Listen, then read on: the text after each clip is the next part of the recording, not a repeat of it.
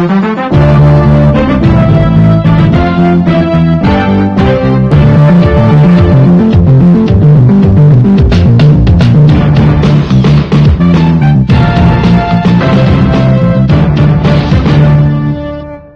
to Talkback. Today we will be discussing the WTO and Indian agriculture once again. I have with me here Mr. Sharad Joshi. Welcome, Mr. Joshi. As the pioneer agitator for the cause of the Indian farmer, Mr. Joshi started the Shetkari Sangathan more than 20 years ago. Mr. Joshi heads the National Task Force on Agriculture, which has been set up by the Government of India today. That's quite a long movement from an agitator to actually participating in shaping the policy of the Government of India. So Mr. Joshi, as the government joins in the WTO negotiations that are going on in Geneva, we see growing unrest on the part of farmers back at home. If I were to start with history at first, can I ask you what your view is? Do you think that we got a raw deal for Indian farmer at the WTO negotiations last time round? If one could get into the mindset of the people who are actually negotiating in the Uruguay round, it's difficult to imagine what their agenda was. Most of them started with the idea that we possibly would have no negotiations at all. And when the negotiations actually started, the objectives were not very clearly defined, with the result that in a way we were sort of dragged on. And finally we found ourselves in a situation where we had to generally accept the consensus that was evolving at the end of the 8th round. But beyond that, it's very difficult to say what was the mindset, what did they succeed in achieving. We were not as well prepared that time as we would have liked to be. But then we are not particularly well prepared this time either. Really? You know, at that time, some of us believe that India was really happy to be left alone with the controls on imports as far as Indian agriculture was concerned. So we didn't really pay attention to what we were allowing the European economies or other developed economies to get away with: high tariffs, high subsidies. Would that be a fair description of what happened? That's only one aspect of the WTO agreement on trade. There are other aspects. But when we are talking about WTO, what is contained in the agreement and what is likely to happen hereafter, one must remember that we are not starting on a clean slate. India is in a class by itself as regards the agricultural situation. Number one, we had a sort of a socialist planned economy which believes in conservation of foreign exchange.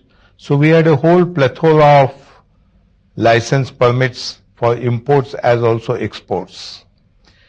Similarly, as regards the support for the farmers, ours was a unique position. While most rich countries give hefty positive subsidies to their farmers, according to the calculations done by the Government of India itself, Indian farmers have had a negative subsidy for as long as we know. So we are switching over from a diametrically opposite position in India, from a position of a straight-jacketed, almost statized agriculture, into a system where the intervention of the state is supposed to be minimized. So we are not starting on a blank slate, we are starting with a certain background. Now you mentioned negative subsidy. As you know, much of that is because we were really providing very high protection to our industry. And so when you do the aggregate measure of support, you find negative subsidy. But supposing we leave that behind and we now go to the last 5-6 years, when we have actually seen the reforms moving after the WTO agreement, would you say that we have really bridged this gap a little bit? Is agriculture more on a level playing field today than it was before the WTO agreement? The idea that negative subsidies or sort of bias against agriculture necessarily came from bias in favor of industry is only partly correct. there were direct trade measures taken by governments, successive governments, and consistently taken, that had the effect of depressing agricultural prices in India. You mean export controls? Export controls, dumping by the government itself against its own farmers in its own commodity markets, restrictions on movements, restrictions on processing, restrictions on even movement from one state to another. Are you referring to the public distribution system as dumping? Or what do you mean by No, dumping? For example, 3 years back, when in India the domestic price, I don't remember the figures correctly, but I think it was something like 580 rupees per quintal. We imported wheat from Argentina and Mexico and Australia, where the landed cost was very much higher than the domestic price going. Now this is the kind of thing, if done by any private party, suppose it's called dumping. That is, you are actually trying to sell at a price which is less than what it would be in their own domestic markets. So we were in a situation where the government was obstructing exports and the government was itself carrying out imports which were not commercial. Now we are switching over from that kind of a position to a WTO kind of position where all government interventions are supposed to be distortive and therefore to be scaled down according to a program that has been worked out by the WTO. Would that be in the interest of India in the long run? Interest of India is difficult to say, but I can say one thing, that the farmers movement that I represent has been advocating that kind of an agenda for the last 20 years. In fact, when I read the first Dunkel draft, what I said is that this is our agenda which is being put forward now by the WTO. And I said even at that time that this badge that I am wearing, if I see Mr. Dunkel, I'll put it on his lapel. So it's not something that is that has been coming from outside. Might be there was some influence from the World Bank, from the IMF, or possibly some of the developed countries. But this has been our agenda as well, because Indian farmers, straitjacketed as they were by all kinds of restrictions within the country and outside the country, wanted that they should get at least what they would have got in a normal free market. And yet you want higher and higher procurement price. See, we asked for prices that would cover the cost of production because the prices were depressed by specific government measures. For example, the first agitation we started was on onions, or the second agitation was on sugarcane prices. In those cases, the government had imposed bans on export of onion, with the result that the prices went down. And our argument was that if for any political reason, or for the reason that you want to satisfy the consumers, you are taking certain measures of not allowing the export, then it becomes your responsibility to see that the farmers get the price that they would have got in a free market. And one of the definitions of free market prices, of course, is equal to the cost. So that's the best estimate you can get of what would have been the price had the government not intervened. That is where we ask for specific prices. But unlike the labor movement, our stand never was that we should get more and more. In fact, I remember in 1982, we specifically turned down a proposal which wanted that the agricultural prices should be index-based, like the wages of the government servants. We turned it down and said, it's not possible. But you know, if you are for free trade in agricultural commodities, one of the things that people are worried about is that if you have exports and imports freed in agriculture, then, you know, you will be vulnerable to the shocks in world agricultural supplies. What is your reaction to that? Or do you think that the change in prices would actually be less if you were to engage in trade? I would compare it with the position of a closed economy and a restricted economy. And I think between the two bad situations, I would certainly prefer a situation where we have options, where I am able to choose.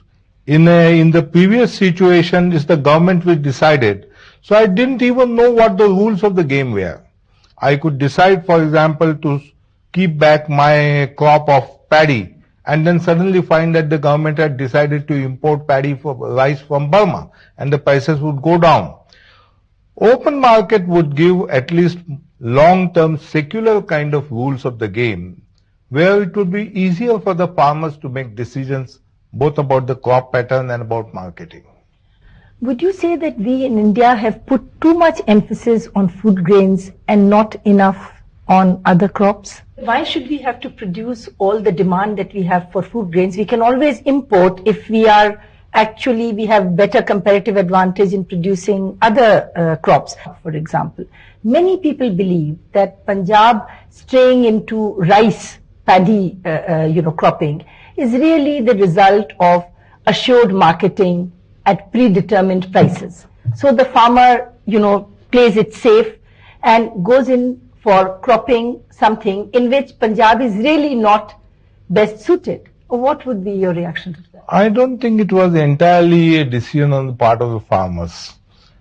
The system was so developed that Punjabi farmer had to accept the wheat paddy trap. For example, if I apply for a sugar mill in Maharashtra, I am more likely to get the license than if I were in Punjab.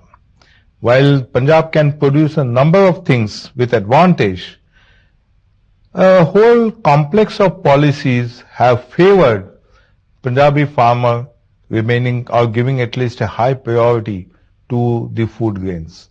Another problem that recently cropped up is we have a serious shortage of edible oils and oilseeds. And what needs to be done is shifting at least some part of the irrigated land from food grains to oilseeds. This could most conveniently happen in Punjab. And if we, without going into the question of justification for the minimum support price of wheat, if we had given some increase to the oilseeds, then we would have possibly helped solve that problem. But the government would prefer that the edible oil development and the oilseed development takes place somewhere else rather than in Punjab. So it's not entirely the decision of the farmers. It's unbelievable, but there is hardly anything that is private about Indian agriculture. It's actually a departmentalized agriculture where all significant decisions, starting from the land to the use of inputs to the disposal of outputs, is finally made by the government. Now, as we look at the reforms in the Indian industrial sector over the past 10 years, we find that there is not that much happening in traditional industries. Industries like sugar, cotton textiles, which have backward linkages to agriculture. But how much have we reformed there, and how much has Indian agriculture benefited with those reforms? Well, till at least 5 years back, I said that the reforms have not touched agriculture at all, and Dr. Manmohan Singh also agreed with me at that time. We have all the restrictions on movement and storage practically continuing as they were with minor changes. The systems of levy and procurement have only been slightly modified. The forward and backward linkage industries continue to be under licenses all over. Sugar has not been delicensed, fertilizers have not been delicensed. In Maharashtra, you can't start even a cotton gin factory. You can't take cotton to Madhya Pradesh or nearby Andhra Pradesh. So that kind of a sort of truncated system does exist in India. And as you started with WTO, I would take advantage of this point to say that even before we globalize, our Indian agriculture needs to Indianize. We need to have a single Indian economic market before we can effectively take part in the world market. Because we are not properly resolved, and that was the point you were making, we are not properly resolved the question of comparative advantages within the domestic economy. And if you are not resolved that, then any arrangement which emphasizes comparative advantage at the global level is not going to work. Now, on April 1, 2001, quantitative restrictions on imports of agricultural items would go. Now, of course, the finance minister has raised duties on some of these items, but there is this fear and apprehension that you are going to open the floodgate of imports, even though at some tariff rates, some duties, what that is going to do to Indian farmer. I think dairy industry is particularly worried about the impact of... Dairy is worried, poultry is worried. In case of edible oils, they are in a bad position. But I think they are taking a more open look at it, that if a consumer is likely to get a product of a better quality at a cheaper price, then a domestic producer is justified in coming in the way only for a limited period of time. He can't go on hiding behind protectionist wall, keeping his inefficiencies like the manufacturers of Ambassador and Fiat cars. They will have to say that we need 5 years, because everybody accepts that Indian agriculture received a stepmotherly treatment and would possibly need some time to adjust. But given that, I don't think the experience of last year, when 715 commodities were quantitative restrictions were abolished, last year's experience up to now doesn't show anything like floodgates opening up. But I'm not saying that that may not happen. I think we should proceed with the expectation that that might happen. And we have some kind of safeguards, not only in the form of tariff walls, but we can take specific measures against surges. We can take specific measures in case where national security is involved or where some religious sentiments are involved. There are a whole battery which still remains, but we should use it very warily so that nobody gets an impression that India is trying to run away from the commitments in WTO. The basic problem in case of the quantitative restrictions is as follows. Under the socialist regime, practically imports of all things were banned. That didn't mean that imports didn't come in. They came in only through those lucky few who had contacts in the corridors and who managed to get license and permit. So the quantitative restrictions were implemented more through breaches rather than through implementation. And it is these breaches which became an important and major instrument of economic policy. Now what's going to happen is, governments are going to be required to put a tariff wall instead of an absolute restriction. And that too within committed rates. Now are you committed where the commitment is by the government itself? It's correct. Not imposed I by... agree. But are you reasonably satisfied with the bindings that we have for agricultural items on tariff rates? I think in most cases they are excessively liberal. So we have enough room. We have enough room in most cases. But then that's like trying to work out the average depth of a river. There can be some problems in places. But I think the more important thing is to understand that protection can be only time bound. And if you get 4 or 5 years, you will have to develop some program where there is some promise of Indian producers becoming competitive. And they cannot, I think that there will have to be some kind of adjustment in crop patterns which may look agonizing at some point but may prove out to be good in the long run. Does the Indian farmer understand this? The farmers I know appear to understand it. At least the movement that I am connected with appear to have. But then there are others who appear to have some serious difficulties. But that's understandable. And the Chinese girls, when their legs were no more bound by the communist government, they were complaining against their legs being unbounded. But that kind of a reaction is to be expected. Similarly, somebody who is addicted to drug would always complain about being forcibly taken away from the addiction. But you mentioned several times that we need time before our agriculture becomes competitive. Is the government of India doing enough, or the state governments doing enough on irrigation front, on availability of power at affordable prices, on water conservation, all these fronts, so that investment in rural infrastructure is increasing and that enables our agriculture to become more competitive? Well, if the government had really to do that kind of infrastructure building and technology providing, it would be a very difficult job. In fact, since independence, most governments have believed that their job is to provide infrastructure and technology, and the farmers will produce the best they can. And the price and the incentives are not a relevant factor as far as the farmers are concerned. That was the basic philosophy. I think all that we expect the government to do is to keep its hands off.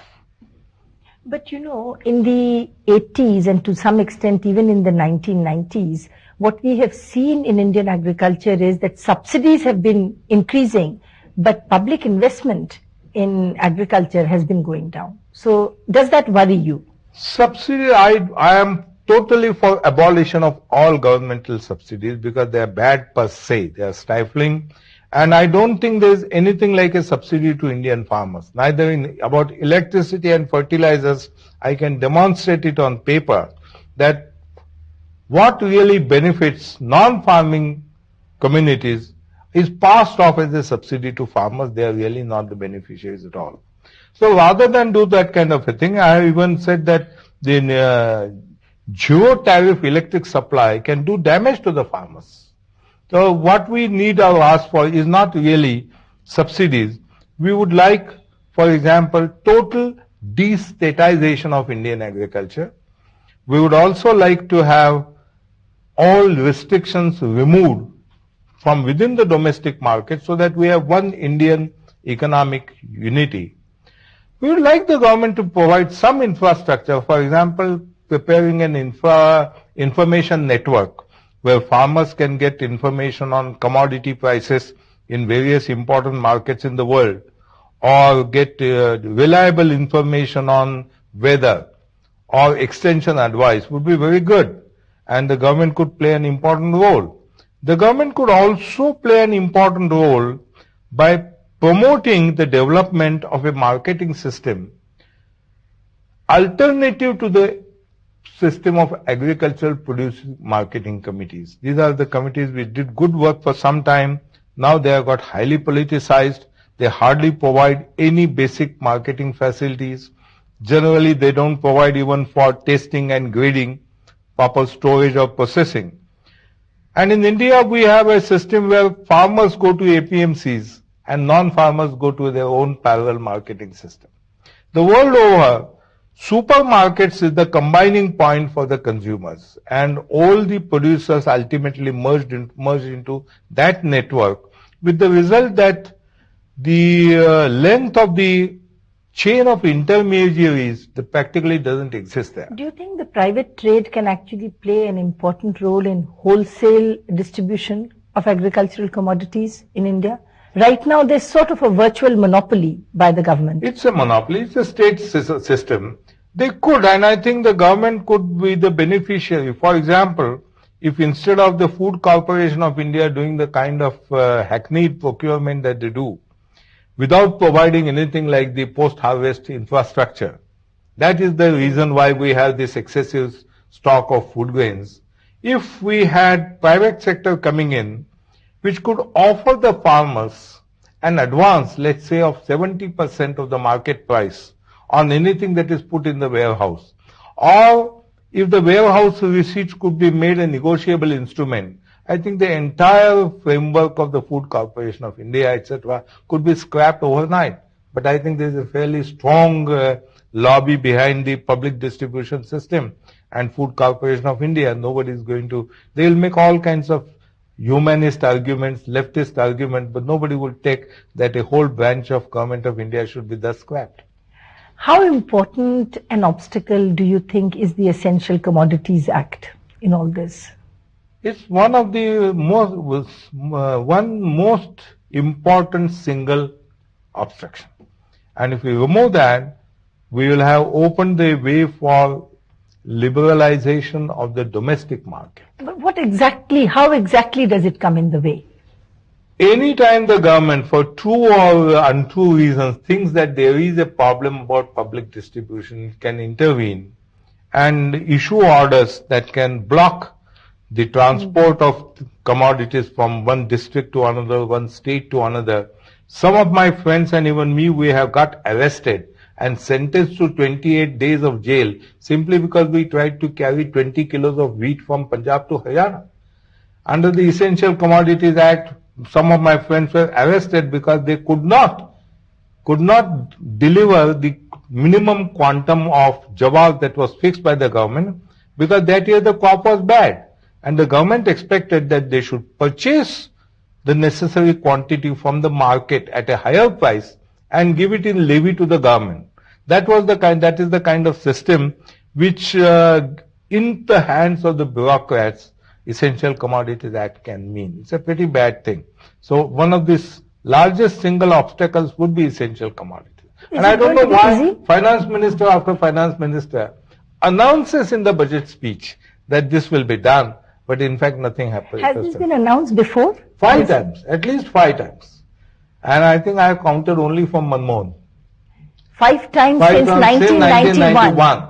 Practically every speech, every economic survey mentions the importance of removing the or attenuating the Essential Commodities Act, number one, and number two, the importance of land legislation that would permit at least operative consolidation of land. These are things which are oft repeated but never implemented. And as a result, we don't really have a unified market within the country. You can't move. We don't have a unified market because of the Essential Commodities Act primarily. Secondly, the land has got so fragmented, and that's another very serious problem coming to WTO. It would be very difficult to compete with in the world market given the present size of holdings. I don't want to get into the whole controversy about who should own land, whether it should go to the tiller or the poor or landless level, etc.